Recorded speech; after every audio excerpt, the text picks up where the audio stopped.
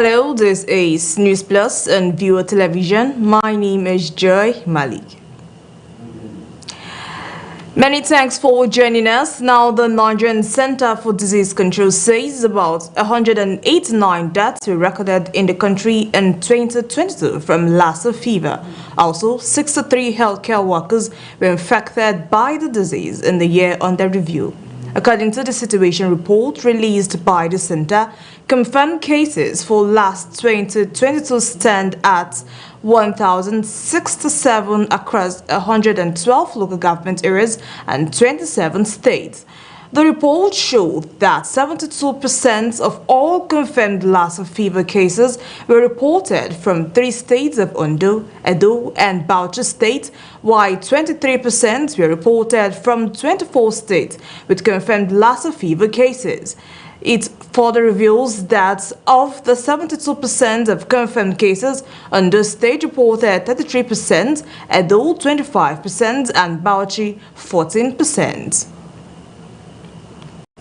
Now, the Lagos Chamber of Commerce and Industry has cautioned the federal government and plans to raise some taxes as contained in the 2022 Finance Bill recently passed by the National Assembly and currently awaiting the President's assent.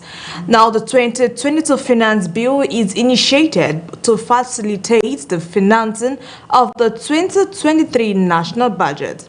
In a statement at the weekend, the Director General LCCI, Dr. Chinyere, says the government should explore new ways to rescue tax expenditures to boost government revenue in 2023, rather than adding to the tax burden of businesses.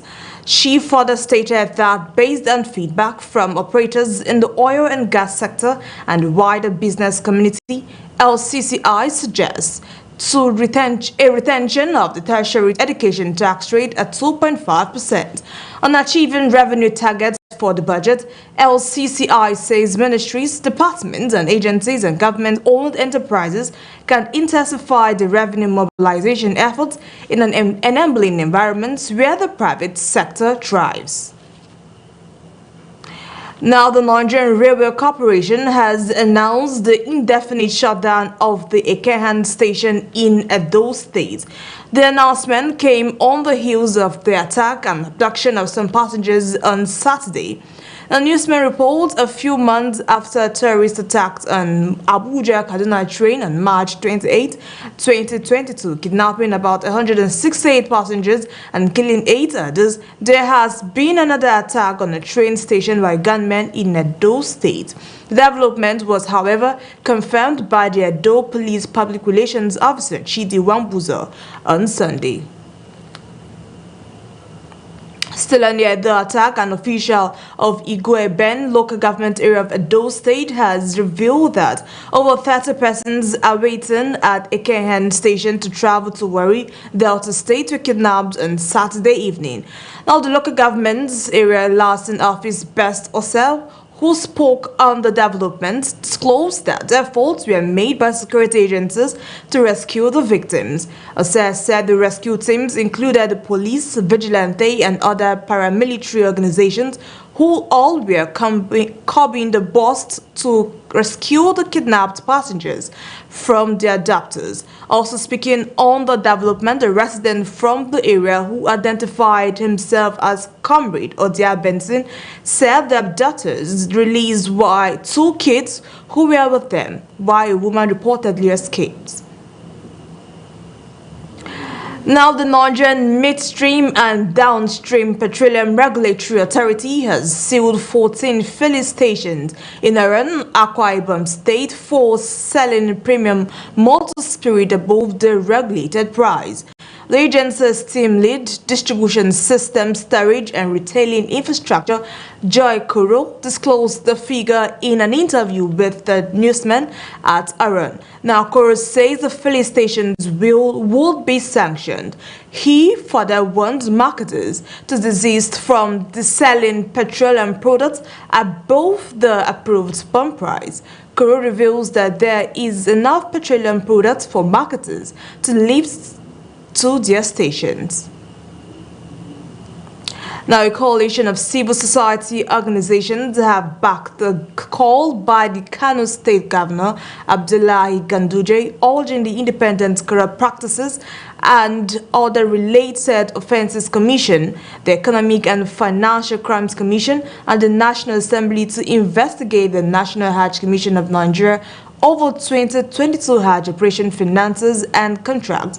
Governor Ganduje made the call in Kano State recently while receiving the 2022 Hajj operations report from the management of Kano Pilgrims Welfare Board, led by the chairman of the board, Professor Abdullahi Pakistan, and executive secretary of the board, Abadan Bata, and a statement by the Movement for Greater Nigeria and Good Governance, a coalition of anti-graft organizations signed by its advocacy director Tokumbo Lasisi and communications lead Batul Sahib at the weekend, said the probe is expedient ahead of 2023 Hajj.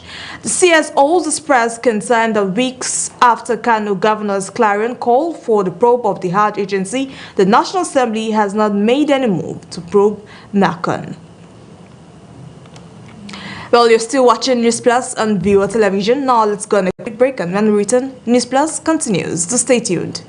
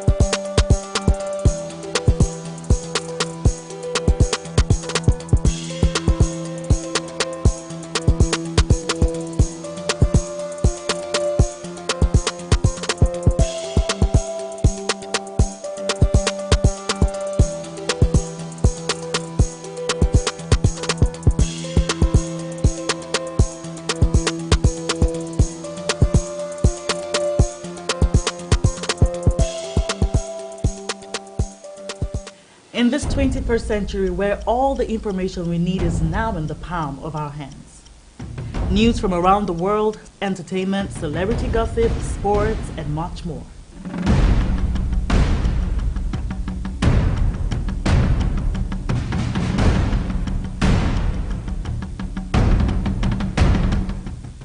The only thing that you need is the right source.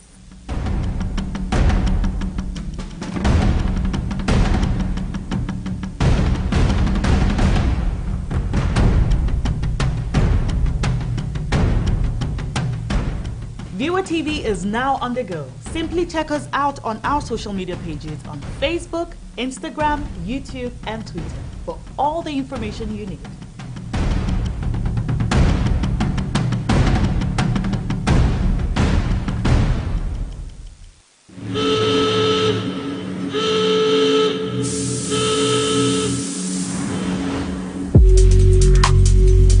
Two souls came together.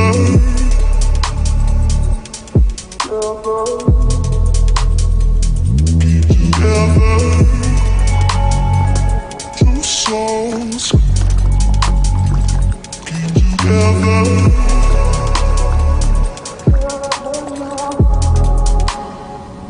They're never known.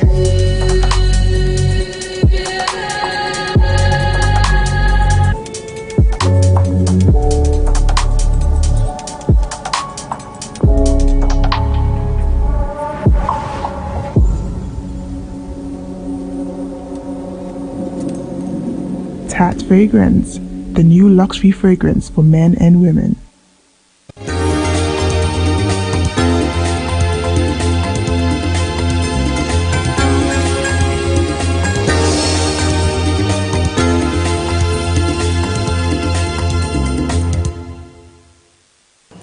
Well, welcome back. If you're just joining us, this is News Plus on Viewer Television. Now, the Independent National Electoral Commission says it will announce the total number of uncollected permanent voter cards after the end of distribution exercise. INEC had fixed December 12th to January 22nd for the collection of PVCs nationwide ahead of the forthcoming elections. According to Rotimi, Chief Press Secretary to the INEC chairman, the Commission can only give the accurate number of PVCs yet to be collected after it has stopped distribution of the cards. The Rotimi says at the moment the Commission have two sets of uncollected PVCs. The first is the 2019 set, that is, the uncollected PVCs of the 11th February 2019, and the second set of voters that registered between June 2021 and July 2022. And on tackling insecurity, the federal government has said adequate preparations are in place for the resumption of the second phase of prosecution of Boko Haram suspects currently being held in a military facility in Kanji, Niger State. The Solicitor General of the Federation and the Permanent Secretary of the Federal Ministry of Justice, Beatrice J.D. Agba, who disclosed this at the weekend, said extensive plans and preparations are in advanced stage for the prosecution of the suspect by March 2023.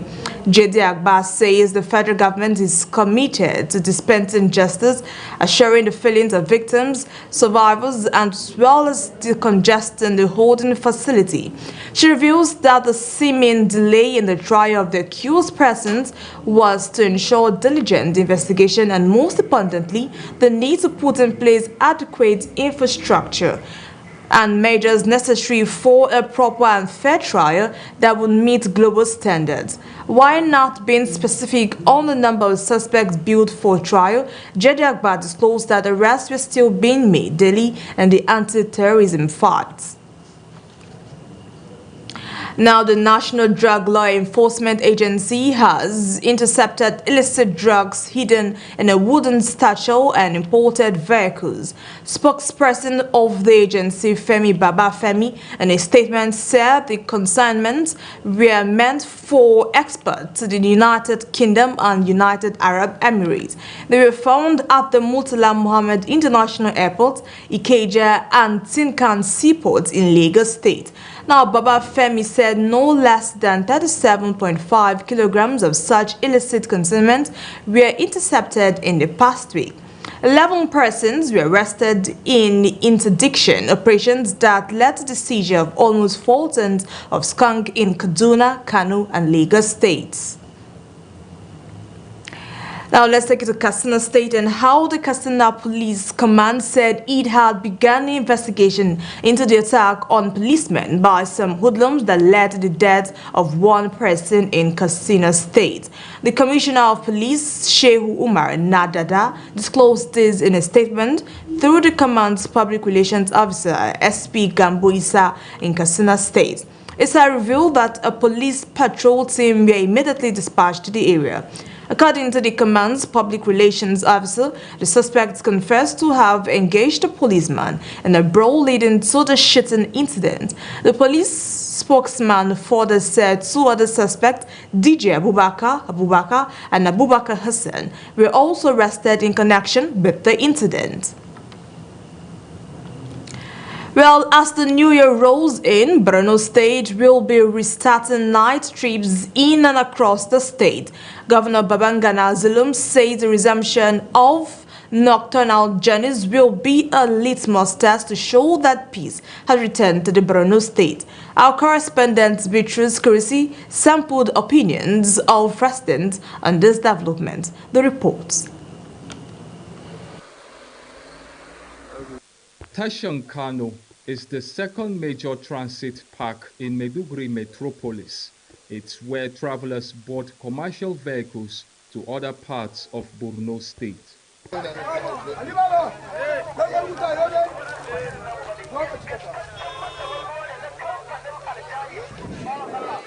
Musa Banki is one of the many drivers who has conveyed passengers to Biu local government and other places for the past 8 years.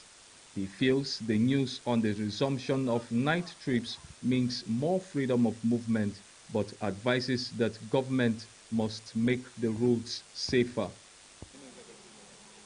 To sai mu gode Allah saboda ko ina dama ana tafiyan dare banda sit namu na Borno amma idan aka bude to mun gode Allah. It will be a good thing when the road is completely open for us to travel at night. Now that insurgency has reduced, we won't have security problems. Inshallah, zamu yi tafiyan dare in an bari zamu yi tafiya ba wani abu. This is good news for me, but the government should strengthen security across the roads to ensure safety. Some residents say it will be a new experience as over the years they have become accustomed to morning trips as a result of the insurgency. Due to the situations now, the situations of these insurgencies is more limited. So maybe if they can improve the security architectures and all these escorts and all these securities, maybe they can able to improve it. Maybe people will embark on the night journey. But for now, we normally used to travel in the daytime to avoid all these risks on the road. Most of people now, they don't get into night traveling journey because of they're saying there is risks. Well, government are saying they improve the security on the road and all these things. But me, I would advise people to travel in the daytime so that avoid all these problems. Honestly, me, I don't used to travel in the night because of so many things. Fear and all these things. So I know used to travel in the night. No, if the road is free, I will be very happy to travel in the night because traveling in the night is so nice. Yes, because you will sleep, you will have fun because it's very nice traveling night. No, they will try about this insurgency situation now. If there's no insurgency, everything will move fine. But if it is with this insurgency, these kidnappers and the rest, we will not be able to travel in the night. The state government plans to reopen 2 major roads to match its words with action. The theater commander and all other military establishments will be invited for Borno State government to resume night travels in Borno State. Especially, we'll start in 2 major roads. Maiduguri, Kano Road will be open up to 12 a.m. or 1 a.m. Then Maiduguri, Bama Road will be open up to 10 a.m. And those individuals of Bama local government that don't want to sleep in the Metropolitan Council. The Borno state government has in the past years deliberately implemented policy decisions that will induce normalcy, including the resettlement of internally displaced persons in megacities. The reintroduction of night travel is another of such policies which demonstrates the political will of the state government to grab peace in the midst of threats of insecurity. Bitrus Kuruti, Viewer Television News, Maiduguri. Still in insecurity, operatives of the Zamfara State Police Command have killed 2 gun runners following an extensive gun battle along Gumi and Road while conveying arms to terrorist camp in Zamfara from Taraba State. Spokesperson of the command, SP Mohammed Shehu, says that the items recovered included a Toyota Corolla vehicle containing 3 live shells for rocket RPG, 3 explosive shells, 151 rounds of live ammunition for anti-aircraft rifle, and some assaulted charms. He explained that the feat was recorded following an intelligence information received about the movement of the suspect inside the Toyota Corolla vehicle containing the above-mentioned exhibit from Taraba State and Rao's terrorist camp in Zamfara State. That the 2 after suspects were fatally injured while others escaped to the bush with possible gunshot wounds. Injured suspects were taken to Yariman Bakura Specialist Hospital Gaswal and later confirmed dead by the doctor while on admission. The presidency has described the newly constructed VIP wing of the State House Clinic as a major legacy of President Muhammad Buhari's government. The State House Permanent Secretary Tijani Umar said the completion of the hospital in record time is a miracle and comes off as one of the president's iconic legacies for the country. President Buhari had in November 2021 approved a site for the construction of the VIP wing of the State House Clinic within the precincts of the presidential villa in Abuja. While on inspections, Umar says the president granted approval to engage Julius Berger PLC to review and develop the concept, design and proceed with the construction of the project as a turnkey contract. In 2020, 416.6 million naira was budgeted for the project and 1.6 billion naira in 2021, which Umar said has already been paid in full. This has provided us an opportunity to assess what has been achieved to date. This is also going to give us an excellent opportunity to make observations to the contractors. Whatever we have seen, we would review and would get back to them. We are doing this so we can have an opportunity to assess what is on the ground and to get ready for the official commissioning when Mr. President approves. President first for the opportunity to approve this project, and also I want to commend the PAMSEC, the CPP to Mr. President and the APAGU and the rest of the team for tirelessly to make sure that this project takes off. I want to congratulate and appreciate Julius Berger for the timely work on this. I know they work almost And the news around the world, 40 people were killed and 85 were injured when two buses crashed in a head-on collision overnight on an arterial road in Senegal's central Kaffrine region, the government said on Sunday. Now, images of the incident show the completely mangled front end of a white bus with blood-flecked seats, personal items and a shoestring around the tree line crash site. Road accidents are common in Senegal, largely because of driver error, poor roads and derelict vehicles, say experts. But the latest disaster has caused one of the heaviest losses of life from a single incident in recent years. In a statement, the government announced 3 days of Monday with flags to be flown at half-mast throughout the country. Now, travelers streamed into China by air, land and sea on Sunday, many eager for long-awaited reunions as Beijing opened borders that have been all but shut since the start of the COVID-19 pandemic. After 3 years, mainland China opened sea and land crossings with Hong Kong and ended the requirement for incoming travelers to quarantine, dismantling a final pillar of a zero-COVID policy that had shielded China's 1.4 billion people from the virus but also cut them off from the rest of the world. China's easing over the past months of one of the world's tightest COVID regimes followed historic protests against a policy that included frequent testing, curbs on movement and mass lockdowns that heavily damaged the second biggest economy. Long queues formed at the Hong Kong International Airport check-in counters for flights to mainland cities including Beijing, Tianjin and Xiamen. Now, 46 Ivorian soldiers detained in Mali since July arrived home late Saturday, a day after they were pardoned by the neighboring country's junta. The troops whose detention triggered a bitter diplomatic row between the countries were arrested on July 10, 2022, after arriving in the Malian capital Bamako. Mali accused them of being mercenaries, while Ivory Coast and the United Nations say they were flown in to provide routine backup security for the German contingent of the UN peacekeeping mission. On Saturday, the 46 arrived at an airport in the Ivorian economic capital Abidjan. The soldiers were greeted by President Ouattara before entering the presidential pavilion at the airport, where the families were waiting for them.